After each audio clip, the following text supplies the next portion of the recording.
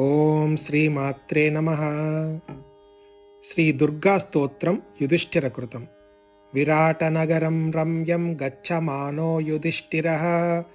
అస్తువన్మనసా దేవీం దుర్గాం త్రిభువనేశ్వరీం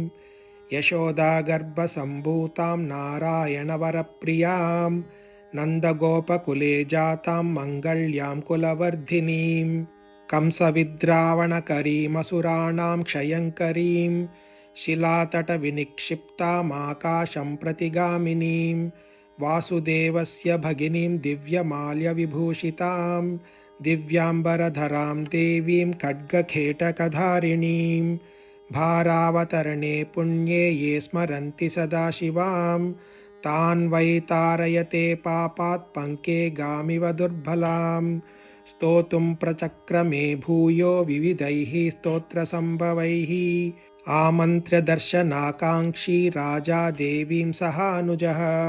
नमोऽस्तु वरदे कृष्णे कुमारि ब्रह्मचारिणि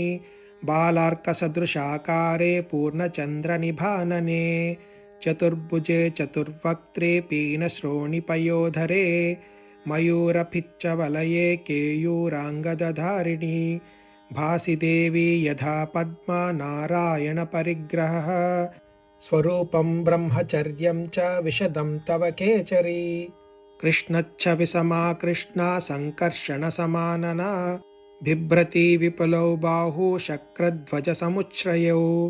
पात्री च पङ्कजी घण्टी स्त्रीविशुद्धा च या भुवि पाशं धनुर्महाचक्रं विविधान्यायुधानि च कुण्डलाभ्यां सुपूर्णाभ्यां कर्णाभ्यां च विभूषिता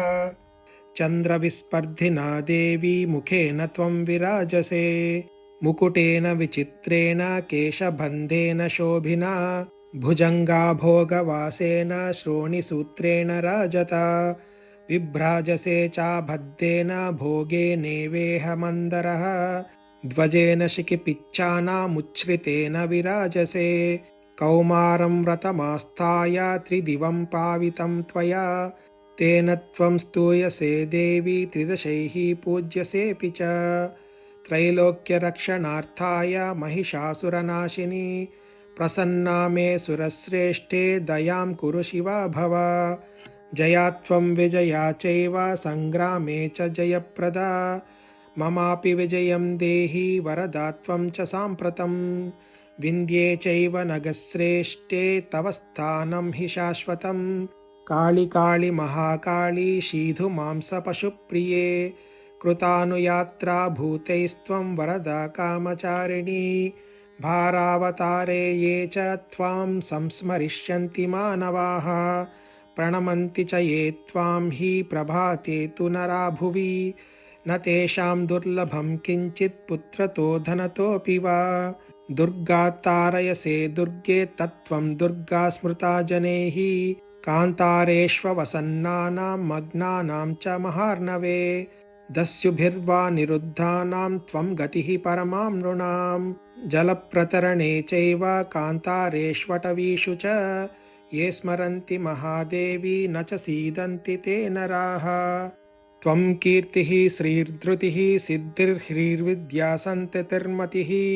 सन्ध्या रात्रिः प्रभा निद्रा ज्योत्स्ना कान्तिः क्षमादया नृणां च बन्धनं मोहं पुत्रनाशं धनक्षयं व्याधिं मृत्युं भयं चैव पूजिता नाशयिष्यसि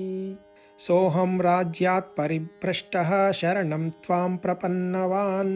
प्रणतश्च यथा मूर्ध्ना तव देवि सुरेश्वरी त्राहि मां पद्मपत्राक्षी सत्ये सत्या भवस्वनः शरणं भव मे दुर्गे शरण्ये भक्तवत्सले एवं स्तुता हि सा देवी दर्शयामास पाण्डवम् उपगम्य तु राजानामिदवचनमब्रवीत् देव्युवाच शृणु राजन्महाबाहो मदीयं वचनं प्रभो भविष्यत्यचिरादेवी सङ्ग्रामे विजयस्तव मम प्रासादान्निर्जित्य हत्वा कौरववाहिनीं राज्यं निष्कण्टकं कृत्वा भोक्ष्यसे मेदिनीं पुनः भातृभिः सहितो राजन् प्रीतिं प्राप्स्यसि पुष्कलां मत्प्रसादाच्च ते सौख्यमारोग्यं च भविष्यति ये च सङ्कीर्तयिष्यन्ति लोके विगतकल्मषाः तेषां तुष्टा प्रदास्यामि राज्यमायुर्वपुः सुतं प्रवासे नगरे चापि सङ्ग्रामे शत्रुसङ्कटे अटव्यां दुर्गकान्तारे सागरे गहने गिरौ ये स्मरिष्यन्ति मां राजन् यदाहं भवता स्मृता न तेषां दुर्लभं किञ्चिदस्मिल्लोके भविष्यति इदं स्तोत्रवरं भक्त्या शृणुयाद्वा पठेत वा तस्य सर्वाणि कार्याणि सिद्धिं यास्यन्ति पाण्डवाः